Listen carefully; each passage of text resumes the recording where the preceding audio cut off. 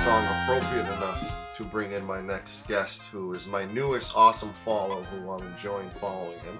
Like legal analyst, he's a trial lawyer, he's a dean and professor of law at the Massachusetts School of Law, Michael Coyne. How are we doing tonight, Michael? I'm doing well. It's been a busy but interesting day, hasn't it? Are we a fan of the Matlock theme song? Oh, sure. Is that a lot of pressure because Matlock was the person that everybody grew up to, right? So you are a trial lawyer. I am. Well. I try cases, I teach, and I do mostly these days when I try cases, they're civil cases. Do you keep a record of your wins and losses like Perry Mason did? No, and I don't really think most lawyers who actually try cases do. I think, as I always tell my students, if you try cases, anyone who tells you they've never lost is either hasn't tried any or is a liar, because what oftentimes happens is you try the tougher cases. If it's a criminal case and you don't have any chance, then that case should be the one that you plea so the client gets a good deal. And if it's a civil case, two lawyers should usually know what a case is worth. So if they're reasonable, they should settle it. But you try the ones that are very close, and of the cases you try, you're going to win. Hopefully you're going to win a lot more than you lose, but you'll lose cases. So would you be a defense attorney or a prosecutor? When I've done criminal cases, I am a defense attorney. I have never prosecuted a case. And now, for the most part, when I do the civil cases, I'm representing plaintiffs. How honest do you be with a potential client? Like you're getting a phone call, and here's the pitch. Do you know right off the bat and have a feeling and say, there's no way I'm going to represent this person? Or is it, let me meet him and try to figure out myself if we can actually have a case and if what he's telling me is actually true, no matter how crazy it sounds?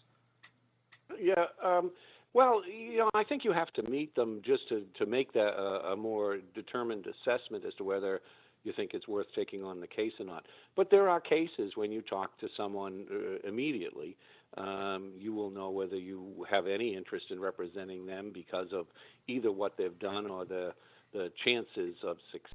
But, a lot of cases you do take on where you don't expect to win, but you expect that you'll be able to work through the process and hopefully be able to help the client in some other way. There are other cases, though, you take that you have a high expectation you're going to win, and because of what happens through the course of the case or newly discovered evidence, it doesn't turn out that way. So you don't always take a case as a lawyer because with a high expectation of success. What you take the case because you think your talents and your skill can help the client through whatever the situation they face. But I'm always honest with the clients with respect to what I think the likely outcomes are. But again, this is another thing I talk to my students about is anyone who tries cases will tell you, anyone who's journalist who's watched cases get tried, you never know for certain what the jury will do. You have a strong thought on it, but anyone who can tell you they can accurately predict what juries will do, even the latest Hernandez verdict of not guilty was a tough call for many folks. I mean, it was a very close call as the experts saw it. You've had a whirlwind day because of Aaron Hernandez, which everyone's now aware of what happened with Aaron, killing himself essentially this morning around 3 in the morning. You've had a whirlwind day, but doing the media all day long. Yep. You know everything about this case now. You've been there a lot with the trial. You've done a lot of tweets and the retweets and all that good stuff, and you've followed along with it from day one. Yep. If Aaron Hernandez, I think this is a 2-year-old case now? It might be older than 2. I think it actually predates the Odin Lloyd murder, so I think it's closer to 3. So when he initially was caught, he makes one phone call. You're on the other line. What would you say? No. Here's the deal. I play for the Patriots. I love my career. I make a lot of money. I don't want to go to jail. Yep. Well, the response, the 2 responses. First one is don't say another word. I'll be there, and we'll talk offline in private, and we'll be able to see if we can establish bail and go forward from there. And again, the other parts of it, the parts at the end, you do have someone who's got a great deal of fame and money and therefore is entitled to a significant defense, whether he committed the crimes or not. He can pay for it, and he can pay for those extra services like experts and jury consultants that a lot of clients don't have the resources to have. I mean, in all honesty, there is a great disparity in our justice system, and those with money do better. And you've got, in many ways, the ideal client, whether he committed the act or not. You've got a client with resources and some fame and some appeal to jurors that you have a case to try whether he did it or not. And there's a strong school of thought that many defense lawyers, they don't want to know whether they actually did it. What they want is enough facts to be able to have a case that they actually have a triable case. And so there are numerous defense lawyers who would say, I don't want to know the actual details of what took place. I want to have enough information that I can combat the prosecution's case. So you actually attack the case from a close scrutiny of what the government's evidence is and try to shape your defense around it. But how much of a challenge do you think it was for him to decide who to hire as an attorney? He probably called his agent and said, who do you recommend? Or, I mean, how is that processed? Because I think a decision like that, which now he changed attorneys, which now the last report that we got was he has told friends that which is a current attorney the whole time. Right. He actually hired his first set of attorneys, as most people do. They go to the person they know. And this was the law firm that handled most of his contractual situations with the Patriots and the NFL. And somewhere within that firm, they had someone who did some criminal law, and I think he did express significant remorse about that choice. And it's not always the best choice to just simply go to the lawyer you know, as instead, as he ultimately went with in the second case, someone who's highly specialized in murder cases themselves, someone who has a track record of success in high-profile, complicated murder cases, and also who has a greater appeal to an urban jury than a couple of guys from a big white shoe law firm, and that makes a difference. And so I think he would have, if he could have done it all over again, he would have selected a lawyer that would have had a much better track record in these types of high-profile murder cases as he ultimately did. Because that's always the question, and we've talked about that from time to time as well, as, do you think these high-profile lawyers can make a difference in these cases? And I do think that in this case, Baez and his team made a difference in being able to combat the government's case. Now, I think the government's case was not a dead bang winner from the outset. I think they did a great job with it in Suffolk, but I think at the end of the day, the jury looked at it. There were just too many holes, and too much was placed on the credibility of Alexander Bradley. But you also have to give credit to the defense team. They took trucks and made these holes that wide so that they could succeed. So I think his selection, if he had to do it over again, I think there's no doubt, and I think he's expressed this, that he would not have chosen the same lawyers. And I think he did himself a real service this time, finding people who had experience in this area, had success with high-profile cases, which are different. The publicity they attract, the jury that you have to start to think about whether, to what extent they do have information already about the case, and how you can use what some of their preconceived ideas about the case are to your advantage. It takes a different mindset than just someone who might occasionally do criminal cases or not have the exposure to that type of high-impact case that this one obviously is. So in your opinion, I know being an attorney, if it's not your case, you don't really pay as much attention to it because you have enough on your end, but you're a legal analyst as well. Yep. So being a legal analyst, I need you to rate, in your opinion, I think the first attorney's last name was Michael Fee, correct? Yep. Do you think Michael Fee did an adequate job? And how'd you feel as a legal analyst? Were you frustrated because there were things he missed? Or how do you rate his performance? Well, there were three lawyers there. Mike Fee was one of them. And so let's rate the performance collectively. I think there were some curious choices that other defense lawyers would question in the case, but I'll focus on what I think is the largest one that took place that confused and dumbfounded a lot of folks. During the closing argument of the first case, for the first time, the defense lawyers admitted that Hernandez was present at the murder scene. Now, throughout the trial, they contested whether he was even there at the time Odin Lloyd met his death. And that's a real significant pivot to take place during the closing arguments because, the jury could have had some reasonable doubt whether he was even there because even that case also rested on the testimony of two other participants at the murder scene. So obviously you do what Baez did in this case is you point the finger at the other guy present. And in the second case, they pointed it at Alexander Bradley as the murderer. In the first case, they waited till the closing arguments to do it. And either way, that's a mistake. Either you decide to stick with the horse and ride it that you came in on and say, no, he was never there, or you shape your defense from the outset around it wasn't Aaron Hernandez who was the murderer, it was these other two guys who carry their own share of baggage.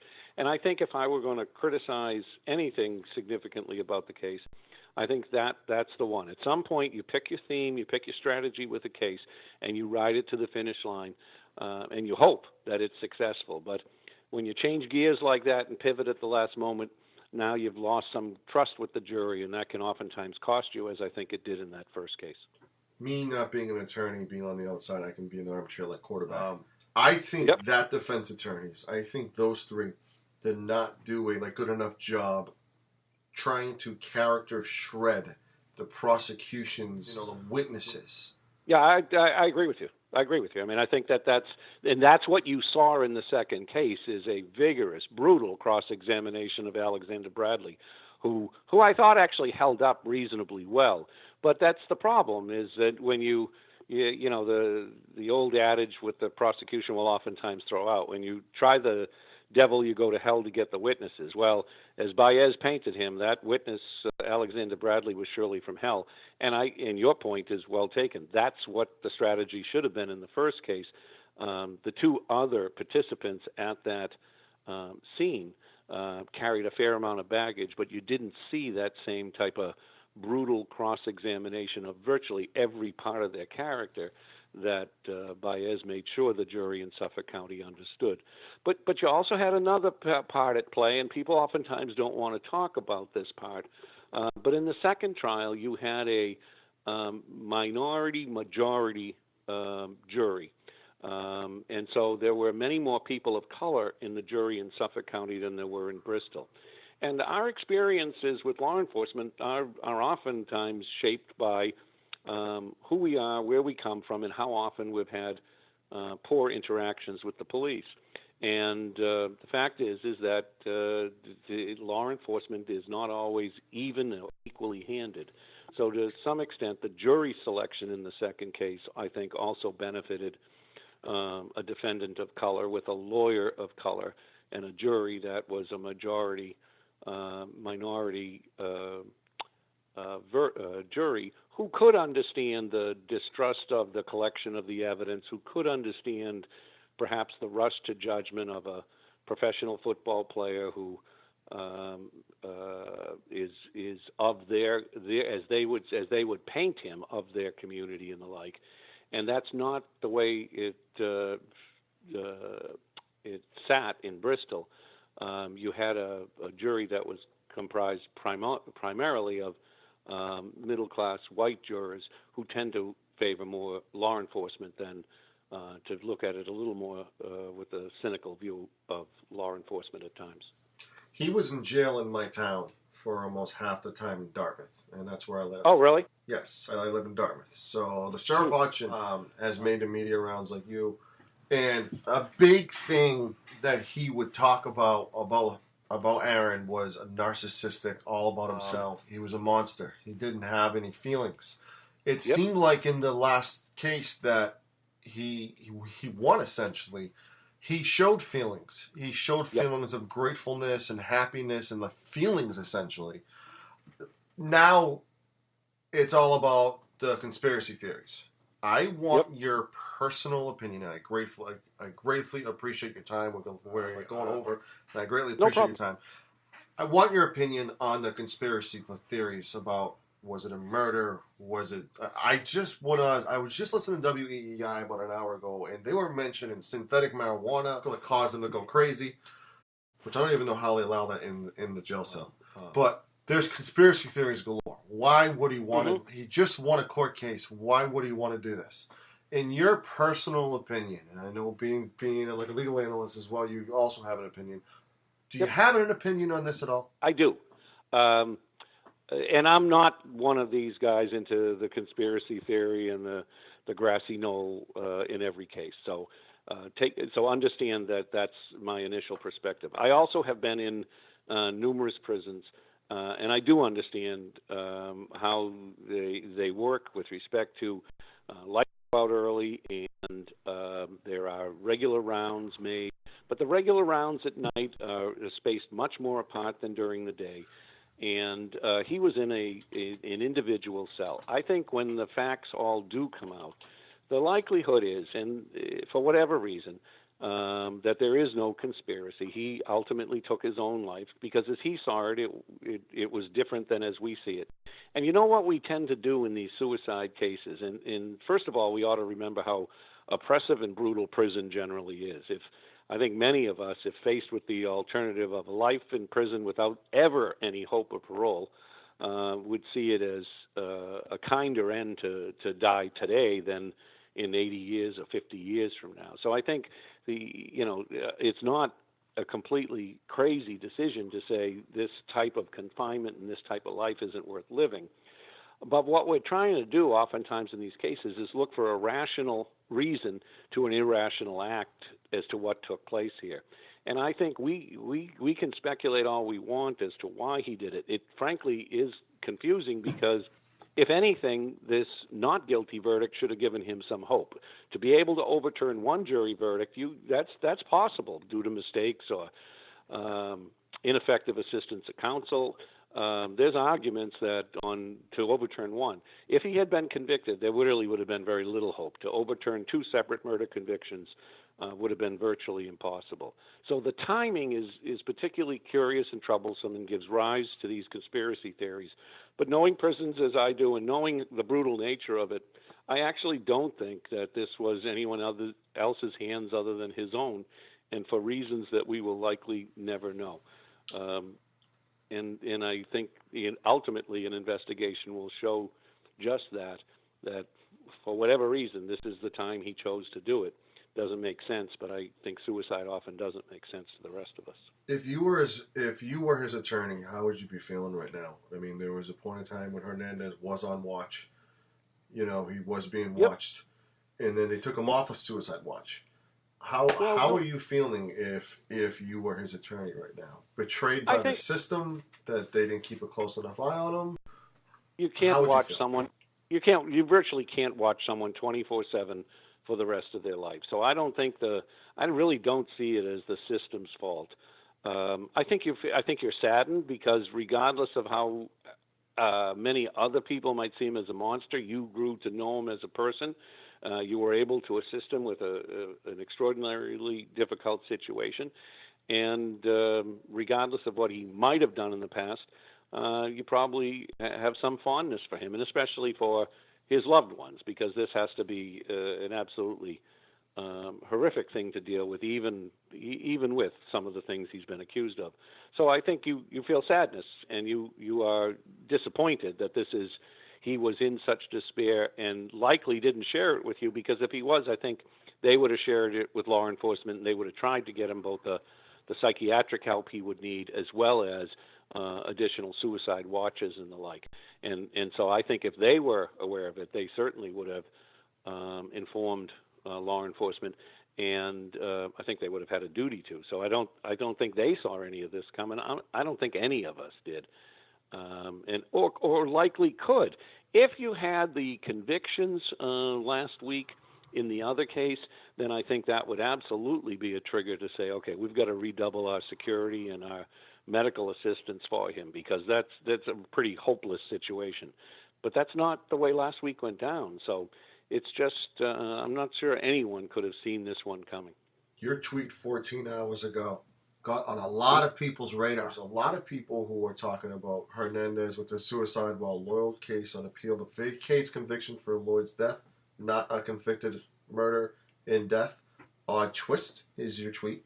Were you surprised by the reaction that nobody really knew about that law? How old's the law? And C, is it a Massachusetts only law? Is it just a state law only, or what?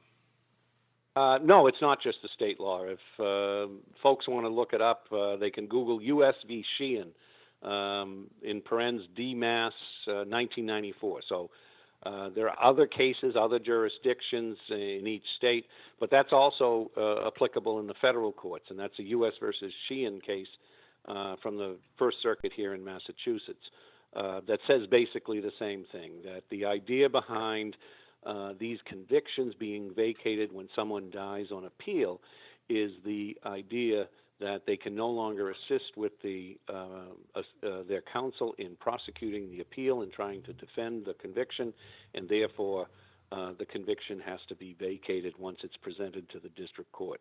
So that's the theory behind it, and it's not, some people have asked throughout the day, well, is this just another odd piece of you people in Massachusetts having this unusual set of laws? And it's really not. It's likely the majority across the various states, but it also is the law in the federal government as well. I am aware of it simply because I've done this for a long enough time now that I did remember the Goggin case, which was the child pedophile priest in Massachusetts who was murdered in his cell while his appeal was pending. And what had to happen then is the same thing that's going to happen here, is those convictions had to be overturned despite the extraordinary cries of his victims who suffered from his criminal acts. Those convictions nonetheless were vacated. So I remember talking about that at the time. And I'm not surprised that much that people weren't aware of it, because, it's almost sort of a legal trivia question. And unless you get into the intricacies of it, like some of us lawyers do, or law professors, and sort of have an appreciation for the oddities of law, that you'd be aware of it. And I think that's the last part of it, is that this is one that sort of confounds people, is that the jury has spoken.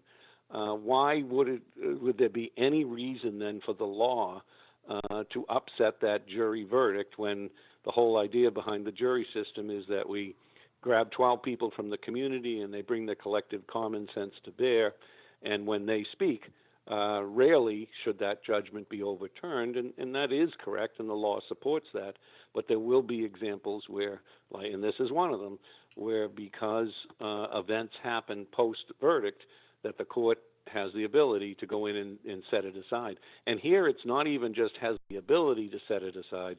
The law is that clear that they must set it aside, and therefore it'll be as if he was never even charged with these crimes.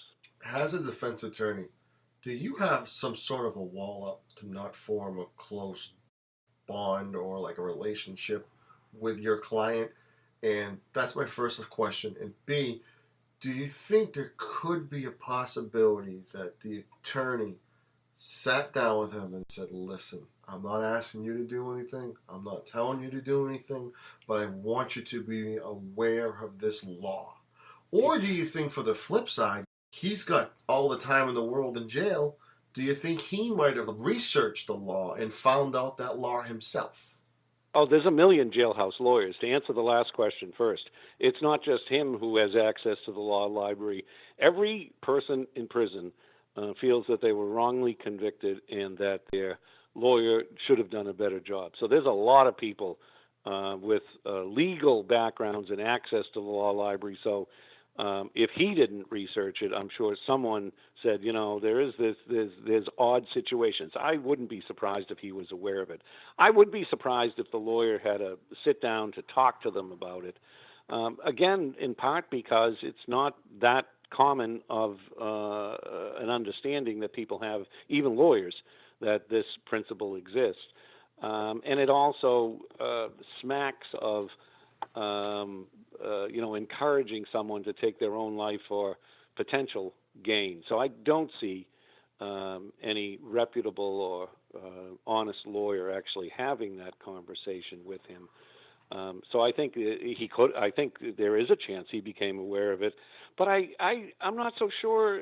Again, I'm not sure what his motivation was, other than if it is, as we can speculate, declaring his, as he would see it, his good name. He has accomplished that with the suicide, at least in some people's minds, because those convictions, he really legally, technically should not be called at some point soon in the future a convicted murderer. Which is just the craziest part of it all.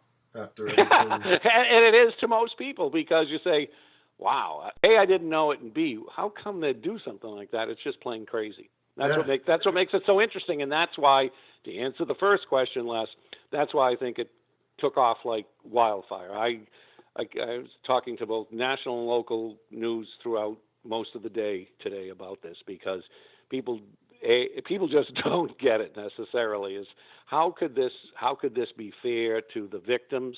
How could it be fair to the jury that spoke in this case almost a couple of years ago now? And unfortunately, as I tell my students sometimes, the law isn't always fair and the result isn't always just, but it is the system we work in.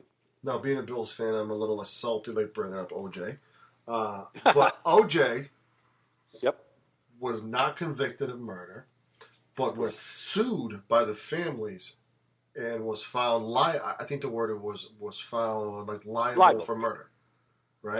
No, liable for the wrongful death and liable then for the damages as a result of it. So can yes. the family of Odin Lloyd do that or no? Yep. Yeah. A criminal conviction helps to establish civil liability, because the standard of proof on a criminal conviction is beyond a reasonable doubt. So you've satisfied the preponderance of evidence standard, meaning preponderance of the evidence means more likely than not the defendant did what they're charged with. So when you have a conviction, it's very easy then to establish the liability. You have caused the death of another, and so both from a criminal standpoint, you're liable for the crime, and from a civil standpoint, you are liable for potentially the damages. And so when you have a conviction, it's easy. When you don't have a conviction, as you're not going to have here, it doesn't mean you didn't do it, and it doesn't mean that the plaintiffs wouldn't be able to prove more likely than not that he's responsible for the damages. It just makes it a little bit harder. Much of the same evidence that was used to present to the jury to obtain that conviction will also be used to show that he actually committed the acts and is liable for them, for the damages that flow. And that's precisely, as you point out, what happened in the OJ case. We had he was cleared of the criminal charges, but then Ron Goldman's family sued him for the wrongful death of Ron Goldman. And the jury found that more likely than not he did that, and more likely than not he was therefore responsible for millions of dollars in damages to the families for having killed Ron Goldman and Nicole Brown Simpson. I know we're going to have a lot of fans out there who are listening to this podcast, and they want to be a lawyer, and they have aspirations of being a lawyer. I'll have to come to the Mass School of Law up in Andover. I wanted to where they could go to learn the ropes and to have the knowledge that you have. And where do they go, and where's the website as well, by the way? The website is www.mslaw.edu. And it's the Massachusetts School of Law up in Andover. We have open houses every month. Anyone who wants to know a little more about some of these high-profile cases or wants to talk about law school, they're always welcome. Verbal Vitamins by Michael Coyne. I'm telling you, I love it. I love it, Michael Coyne. Follow him on Twitter at Dean Coyne. That is Coyne. Hopefully you saved the best interview for last. I thank you so much for hopping on. And I thank you again. Thanks for having me.